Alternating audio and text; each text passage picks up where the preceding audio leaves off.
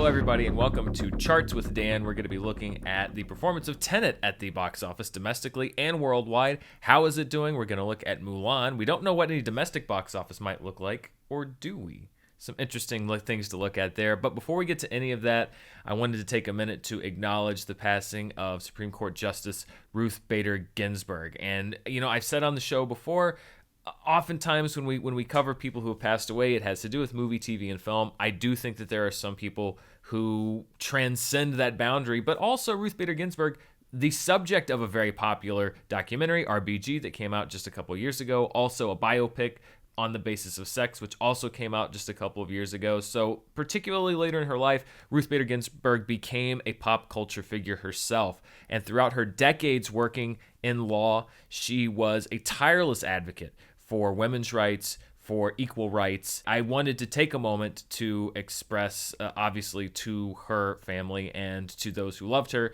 my condolences, and also to say that I am a personal admirer of what she devoted her life to, of what she gave for her country, of what she gave to the legal profession. I think she leaves a very long legacy, not just in the Supreme Court, but in the legal system in general. And she will be missed by many people, not least of all the people to whom she devoted so many years of faithful service. So rest in peace to Ruth Bader Ginsburg. Let's move on to the box office this weekend, and as has been the case the last several weekends, Tenet is the number one movie of the weekend with $4.7 million. Now, that's a 30% drop from last week, despite the movie adding 20 theaters. So the story on Tenet pretty much stays the same, which is that Warner Brothers has this marathon strategy where it's not about the first weekend, it's about staying in theaters for many, many weeks. That is where we are right now. We're in week 3 of Tenet's domestic release, technically, although 4 if you count that first Canadian weekend, then got rolled into week 1. There's so many asterisks right now about its performance. I still don't think exactly where Warner Brothers would want to be with this. So really, if it wants to go for this marathon approach, because with that 30% drop, I would think Warner Brothers would want something smaller because they want people to keep coming out. They'd really probably prefer that to rise every weekend or stay at least a little bit less than 30% of a drop. They need the big markets to open. This is what Warner Brothers, if you're a Warner Brothers executive right now looking at Tenet's box office performance, you need that New York market, you need that LA market, even though some of the theaters around here are open currently. LA County, LA proper right now, no indoor theaters open. People have to go to Orange County, they have to go to San Diego right now to see these films. So this marathon approach that Warner Brothers wants for Tenet right now, I think, is hinging on the big theatrical markets opening. There's currently no word when that is going to happen. No word when the New York area, particularly the New York metro area, is going to be able to open their theaters. There are rumors and hints that perhaps in October that Los Angeles may approve the opening of theaters here. However, that is all contingent on what is going on with COVID-19. If the virus continues to spread, what are the daily numbers? So many things that are out of the control of these different studios. But looking at Tenet's numbers, I think it's pretty fair to say that Warner Brothers really is banking on a big influx of people from these larger metropolitan areas that are usually the top 1, 2, 3, 4, 5 markets for films to open. There's just no word on when exactly that is going to happen yet. At number 2 is The New Mutants with $1.6 million.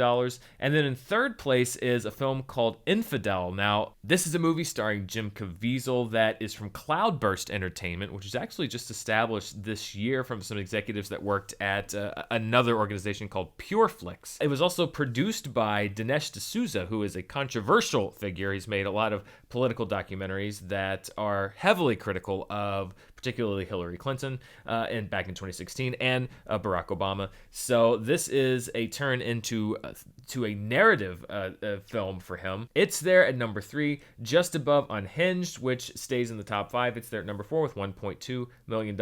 And then Sony's The Broken Hearts Gallery rounds out the top 5 with $800,000.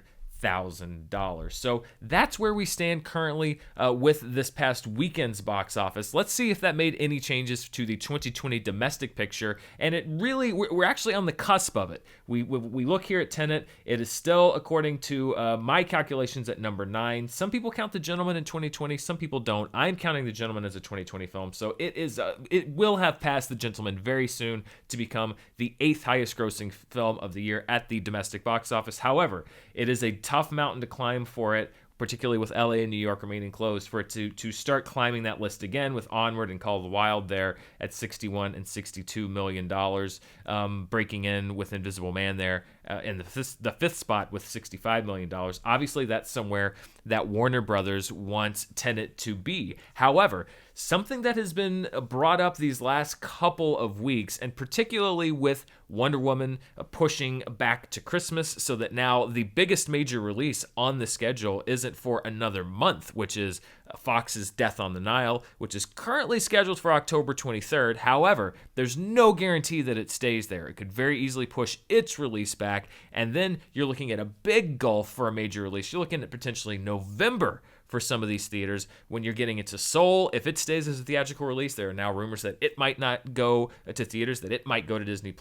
No Time to Die, Black Widow, that would be the next release window. And something that's very interesting that I've been reading about is how long theaters can afford to remain open, even with movies like Tenet and The New Mutants in release. And it comes down to simple math. There have been reports that theaters that are open right now, even with movies coming out, with everything else gone, and with Tenet not performing the way that many had hoped that it would, that they may actually be operating at a loss. So I decided to do a little bit of math and some estimation and some approximation to see just what theaters may have been making off of these movies that are coming out, and why we may be hearing rumors that they're going to be either closing again, not closing entirely, perhaps just cutting down to a few days a week, cutting showings drastically to only a few per day. What might they be looking at that could cause these potential decisions on their part? So I looked at the data around the 3 biggest releases that have come out post-COVID-19, which would be, of course, be Tenet, The New Mutants, and Unhinged, and just what theaters might be bringing in from those films. So let's take a look at those numbers one by one. So we start with Tenet, which currently has a domestic gross of $36.1 million. I'm approximating 2,850 theaters because the theater count is growing, so this is kind of a middle marker between how many it opened in and how many it's playing in right now. Warner Brothers, and we talked about this not too long ago, reportedly is keeping 63% of that domestic gross. So they'd be keeping $22,743,000 of that domestic gross, which means that theaters, if they're getting that 37%, are keeping just over $13.3 million. That averages out to about $4,600 per theater so far that they're making. That's not a day, that's total. $4,600, $4,700 per theater. Now, we've talked about what the per theater gross means. It's not number of screens. So one theater could be playing Tenet on 8 different screens. These are individual actual theaters, the buildings, the drive-ins, whatever you want to call it, not per screen. So this is how much an individual theater would be bringing in. So Tenet, probably not a huge influx of cash thus far for a lot of theaters. Now, this is all average. There are some theaters, obviously, that are going to be doing more than the average. There are some that are going to be doing less than the average. So I'm not saying that this is the absolute concrete case. This is just on average what each theater might be bringing in. Then you look at The New Mutants, a domestic gross of $17,709,000 at approximately 2,500 theaters. Now, this is actually kind of a generous thing. I'm assuming that the studio is splitting here 50-50 with the theaters, what the theatrical gross is. In reality, it's probably not that, I hate to say generous, but it's probably not that generous. But I'm going to overestimate here and say that studios are doing a 50-50 split with New Mutants and theaters. So that means that the studio is keeping about $8.8 million of that domestic gross. The theaters are keeping the other $8.8 million. When you divide that by the number of theaters that are showing the film, New Mutants has brought in about $3,500 per theater. Then you look at Unhinged. Its domestic gross at $15.7 million at approximately 2,300 theaters. If we're estimating, again, a 50-50 split between the studio and the theaters, that means the studio's gotten $7.8 million, the theaters are keeping $7.8 million, and that's about $3,400 per theater. So when you look at the total approximate box office gross, The approximate amount that theaters are keeping from the domestic grosses of all these films is about $30 million. When you average that out, taking out the different cuts from the different studios, that means that each theater has made about $11,616 each. That's how much they have made from these three films, which are the biggest grossing three films since they've opened up from the pandemic. Now, the approximate attendance, again, when you break that down, would be about 7.7 million or 2,900 people per theater for all combined movies. Let's add in concessions. Let's say that you're selling $10 worth of concessions per person. Again, that may be generous. I can tell you, for example, from my experience, when I went to the theater to see Tenet and New Mutants when I was back in Arkansas, I didn't buy any concessions because I kept my mask on the whole time. I didn't want to take the mask off to eat concessions. So this is assuming that you're selling $10 of concessions per person. There's going to be some people that buy $0 worth. But again, let's be generous here. So concessions at $10 per person, that's $29,490 per theater. So now if we're looking at how much money approximately one theater could have brought in from all of these films, it's about $41,000 per theater. And that's being open for the last several weeks. We're now 3 weeks from Tenet's opening. We're a couple weeks out from, about 5 weeks out from Unhinged, and about a month out from New Mutants. The total that theaters could have brought in from these films is about $41,000, which, when you think about overhead, when you think about utilities, when you think about rent, when you think about paying your theater staff, $40,000 is probably not going to cut it. So looking at these numbers, and again, these are just approximations. This is not based on insider reporting. This is just approximations based on the numbers that we have.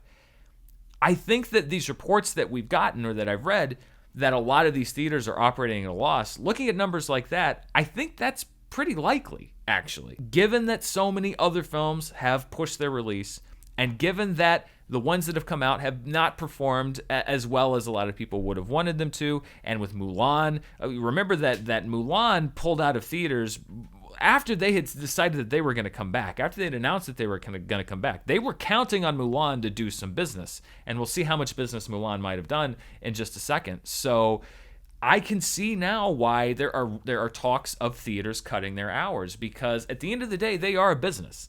And while it's great for them to be open in places where it's deemed safe for them to be open, how long can they operate at a loss? Because some people would say, well, it's better for them to be open than for them to be closed completely. Well, that's not necessarily the case, because at a certain point, it's actually going to cost you more to be paying people to work there, to have the lights on, to have it air conditioning, to have people coming in and cleaning every theater. That adds up. Those staff costs add up, the utility costs add up, rather than just sitting there dormant. At a certain point, sitting there dormant is going to be cheaper than having an operating cost. So this is the second stage that we're looking at of how these theaters are going to survive during this pandemic. And I think that it's something that perhaps some people didn't want to think about. The idea that you could open up theaters, it's kind of a worst case scenario, and that the theaters are opened up, the response is not as heavy as a lot of people would have hoped that it was going to be, and the stuff that was coming out after Tenet is largely fleeing and running away and pushing their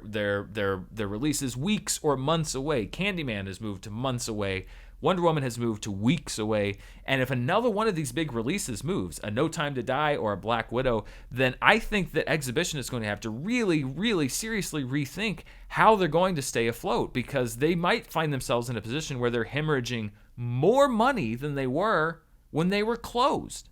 So this is not a case of theaters are open and we're slowly building business back up to usual.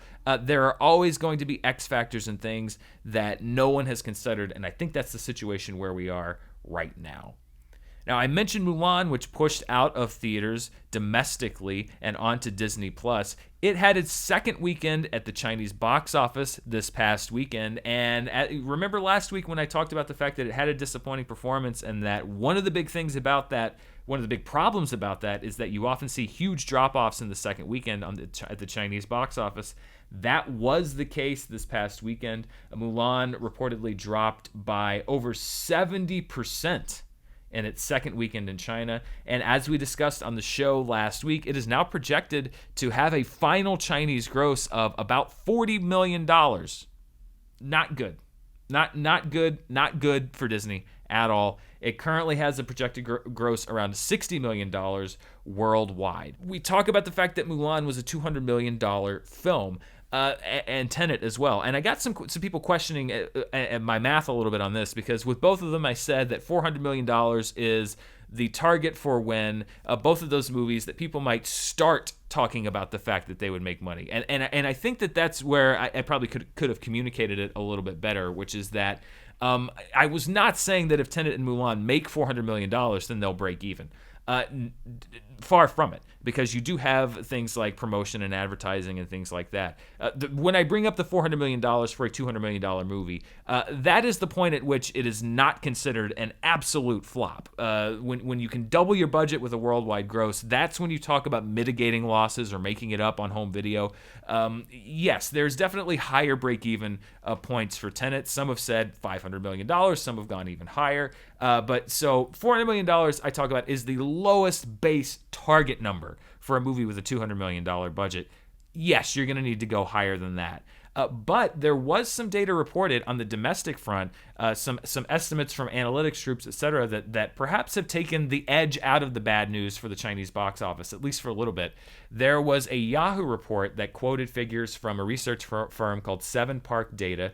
They reported that nearly 29% of U.S. Disney Plus users that accessed the app between September 1st and September 12th purchased Mulan for $30. So breaking down the numbers, 7 Park Data broke down these numbers. They said that Disney's reported that they have 60 million global subscribers. If you're assuming that U.S. households make up 50% of that base, we don't know that because Disney has not broken that out.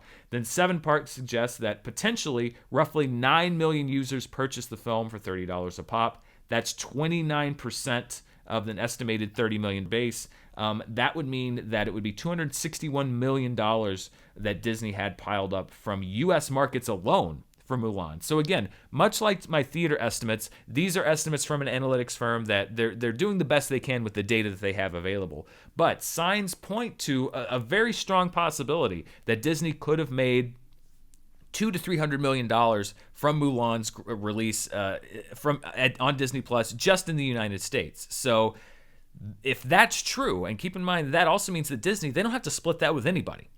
100% of that goes to Disney. If that's true and Mulan was able to release on demand on that kind of scale, that would be the biggest game-changing news we have as far as a movie going to premium video on demand since the beginning of this pandemic. Now, the asterisk being that Disney is only going to share those numbers when and if they choose to. They may not even share those numbers if they have to, because they certainly have to share certain profitability things for stockholders, but they don't have to break it out and say Mulan made this much. So it could be guesswork. However, if these numbers hold up, if these analytics are in fact the reality, then Disney did make a chunk of money back, because keep in mind a $250 million gross from premium video on demand in the US, when you take out the cut that you're going to give to theaters in a traditional release, that would equate roughly to what you would get from a $450-ish million gross doing a traditional release. And if Mulan had come out and made $450 million here domestically, we would say that it was probably a pretty big domestic success. So this is something to keep an eye on. We will see what this means and how these numbers are translated and announced. But there are signs that point to the fact that domestically, at least, that Disney's VOD launch of Mulan was a success. However, we may never know for sure. It's all guesswork. It really is. It's all guesswork unless they share the hard numbers, which are things that they can't really fake, because that would be, there's all sorts of SEC and stocks and all kinds of regulations about misstating financial information. You can't do that. So we'll see when or if Disney announces anything about Mulan. There are some early indications that it could have been a big success for them, but we don't know that yet. Let's look at the 2020 worldwide box office chart. Mulan is not on this chart. As a matter of fact, there is no movement. Tenet is just a hair away from passing Doolittle from number 4. As we sit here today, it may have actually done that. but according to my numbers, it hasn't quite crossed that. There's always a little variance in these numbers from source to source, but it will be number 4 here as we sit here next week. We have the 800, which will be, I think, the number 1 film of the year worldwide next week, passing Bad Boys for Life. That is that shows. I mean, we have a nearly $500 million movie now exclusively in the Chinese market. It shows that market is something still to be reckoned with. So we will check the 800 as well, but everything else stays where it was, and there's probably not going to be a lot of movement on that list, as I mentioned, because we don't have that many major films going into worldwide release. The biggest thing that we might see is another big Chinese hit that could jump up on this chart, but we're probably not going to see anything break onto this chart again until, I mean, we'll see if Death on the Nile does open worldwide and domestically in late October, but we're probably looking more toward No Time to Die, Black Widow, Soul, if it stays in the theatrical marketplace. We'll see what happens, what Disney decides to do with that. But we're not going to see a whole lot of variance on this chart. I mean, at the end of the year, we may see a few new movies, but who even knows what's going to be happening at that point? So a lot of people aren't choosing to go to the theaters. Let's see what they are watching at home. Let's look at the streaming charts. We're going to start with Amazon, as we always do. At number 1 is Antebellum, which was a new premium video on demand release this past weekend. If you want to see my review of that film, you can click the card up there at the top. I did a review of the movie. I disagreed with a majority of critics on it, so you can check out my thoughts there. And then at number 2, as I mentioned, there was a documentary about Ruth Bader Ginsburg that came out a couple years ago called RBG. I think that this is a really, really good documentary. I enjoyed it a lot. Obviously, with Justice Ginsburg's death, that jumped up on the charts to number 2. The rest are holdovers from last week. We have Guest House, Rogue, and The Karate Kid, 1984, in the top 5. Then at numbers 6 through 10, Bill and Ted Face the Music, The King of Staten Island, Spectre, Black Panther, and Trolls World Tour. Let's look at what people are watching over on Apple at the iTunes charts, and Antebellum is number 1 there as well. We see that a lot with premium video on demand releases. They'll jump up to number 1 on their first weekend because that's where people have to go to get them. Then we have RBG at number 2, as it was on Amazon.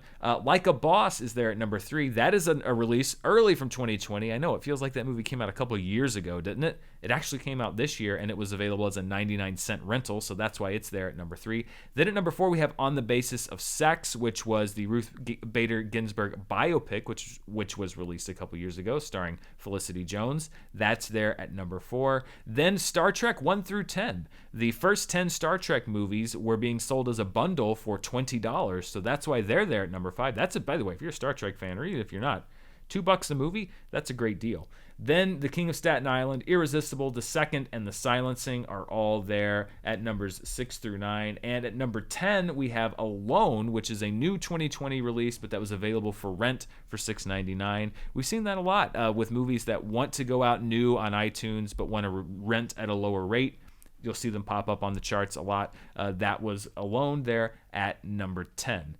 Let's look over at Netflix and see what people are watching, Netflix originals and otherwise. At number 1, we have The Take, which is, I love when these weird random movies always jump up to number 1. This film was known as Bastille Day in a lot of international markets. It came out in 2016. It actually made very little financial impact. It essentially went straight to video here in the United States. A very little critical or audience impact domestically, but it's the number 1 movie on Netflix. We see this a lot now where something new comes to Netflix and it gains traction and gets way more attention and prestige than you would have seen in a traditional release. It's number 1. The Smurfs 2 is number 2. Then we have The Devil All the Time, which was a new Netflix original film starring Tom Holland, which was released just this past weekend. It makes its debut there at number 3. The Social Dilemma and Pets United carry over at number 4 and 5 from last week. Then The Paramedic, which is an import Netflix original film from Spain, is there at number 6. The Babysitter Killer Queen stays on the charts at number 7. The Secret Life of Pets 2 enters in at number 8. Then you have The Smurfs and How to Train Your Dragon 2. So as we've seen all summer, the Netflix charts largely driven by family entertainment, kids movies, animated movies, etc. Largely because I think there's a lot of kids that are not in school still. They're doing school from home and I just need something to watch on Netflix. So we're still seeing a lot of family films there in the top 10 at Netflix, along with Netflix originals. Nothing new there. So I haven't done this for a while because usually the August box office is a bit of a snoozer, to be honest. But there were some fun films looking at the flashback. So this week in previous box office, let's go back and relive some of the happier times we had at the movies. And I'm actually going back 30 years, back to this past weekend in 1990. And that is when we saw the opening of one of Martin Scorsese's most enduring films, Goodfellas, opened this past weekend in 1990 at number 1. Then at number 2, there is a film just barely missed the number 1 spot in its second week, based on a book by Carrie Fisher, who also wrote the screenplay, a semi-autobiographical story called Postcards from the Edge, starring Meryl Streep and Shirley MacLaine. That was number 2. Then at number 3, in week 11, Ghost. $5.1 million. It just goes to show you the difference in how movies used to run. We have a movie there.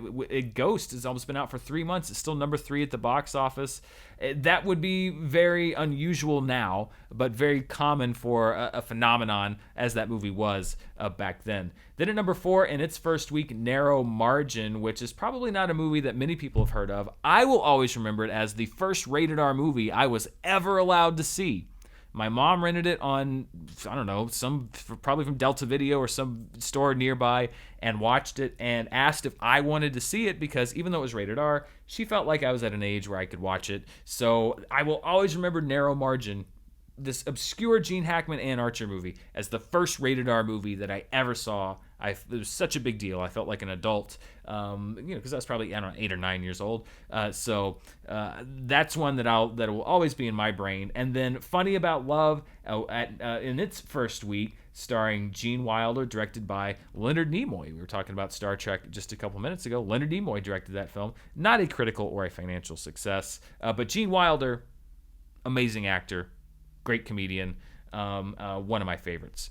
Let's also look at some notable moments from week 38. This is week 38 of the year. Back in 1987, Fatal Attraction and Hellraiser hit theaters in the same weekend. They both opened in the top 5. In 1995, David Fincher's Seven and Showgirls opened at number 1 and number 2. Showgirls opening in a much smaller number of theaters because it was an NC-17 release, but Curiosity driving it to the number 2 spot at the box office. In 1998, Rush Hour, starring Jackie Chan and Chris Tucker, opened to $33 million. That was a massive hit back in 1998. And then back in 2012, End of Watch was the number 1 film at the box office, but Dread opened in 6th place. It was a financial disappointment, but has really had a long legacy. People still going back to that film, returning to it. I'm a big fan of it as well. I wish we could have seen more of Carl Urban as Judge Dredd, but it opened outside the top 5. Back in September of 2012 when it came out. So just goes to show you the box office isn't everything, but it is everything to this show. And that's all we've got for this week. Thank you so much for watching. We'll be back next week. I'll be continuing to track Tenet. We'll see if there are some other video-on-demand releases that have made a big splash. We'll see if we find out anything else about Mulan. Thank you so much for watching. And there's a few things I'd love for you to check out. The first one being I just started a new podcast in partnership with my friends over at the Schmodown Entertainment Network called All My Movies. I basically take one movie or multiple movies at some point from my collection and share some information about what they made, how they were made, what they mean to me, what they might mean to you, how they impacted culture. It's a lot of fun. I did the first episode on The Dark Knight, which premiered last week, and this week's episode is one of my favorites. It's Bill and Ted's Excellent Adventure, and I'm joined by a very special guest that I was very excited to get to talk to. So please check that out. You can find it anywhere where podcasts are available. The Apple iTunes feed would be wonderful if you could find it there. Leave a rating and a review. It really helps us as we launch the show. You can also find the video portion of the show over on the Schmodown Entertainment Network. There's links for all that stuff down below. Also, if you want to do even more fun movie stuff with me, you can check me out on Patreon, patreon.com/Dan Murrell. We're coming up on the end of the month, but we've already done so many fun things. We did our first patron watch along. I'm expanding commentaries, movie commentaries. There's one dropping this week for a lot of my patrons. I'm doing Schmodown study sessions, recaps and commentaries from past matches. There's so much fun stuff that's going on over there. I'd love for you to join me there. And I want to thank these patrons. These are some of my producer level patrons who have been so key in helping get things going. I want to thank each one of them individually. That's why I put their names in one video every month, because it really is a great community, and I would love to have you there as part of it. But I also want to thank you for watching me here. Be sure to follow me on Twitter and Instagram @MurrellDan, and I'll see you next time. Bye.